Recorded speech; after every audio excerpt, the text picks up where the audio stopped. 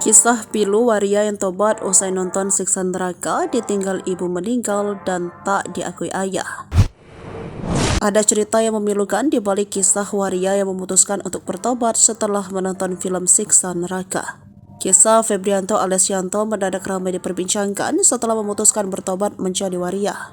Yanto bertobat karena diilhami film siksa neraka. Sejak menonton film itu, ia memutuskan kembali ke kehidupan dia yang normal. Ia terlihat gelisah dan ketakutan ingin bertobat segera. Yanto pun melaksanakan keinginannya tersebut menjadi kodratnya. Hal itu diceritakan Yanto di YouTube channel Denny Sumarigo pada Sabtu 6 Januari 2024. Ternyata Yanto tinggal seorang diri, ibunya meninggal saat usianya masih 16 tahun. Semenjak saat itu Yanto tinggal bersama ayah angkatnya, namun ayah angkatnya pun kini sudah meninggal dunia. Lalu bapak kandung kemana? Tanya Denny Sumarigo. Gak mau ngakuin, kata Yanto. Yanto mengaku baru diberitahu alamat sang ayah beberapa saat sebelum ibunya meninggal. Sang ibu Yanto yang sedang dirawat di rumah sakit meminta sang anak untuk mencari bapaknya. Ketika menemui sang ayah, Yanto mengaku sudah menjadi seorang waria. Kamu waktu itu sudah jadi waria? Tanya Denny Sumarigo. Ya udah. Kesana gak diakuin, akhirnya aku pulang ke rumah, sakit mama udah meninggal dunia, cerita Yanto. Setelah menonton siksa neraka, Yanto mengaku kepikiran sampai ke rumah, bahkan terbawa mimpi.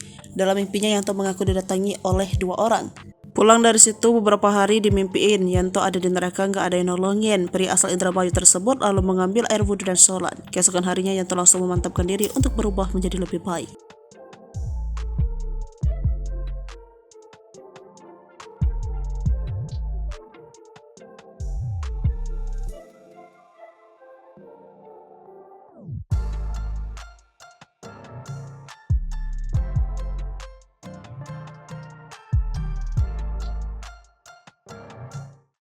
Download Tribun X sekarang, menghadirkan lokal menjadi Indonesia.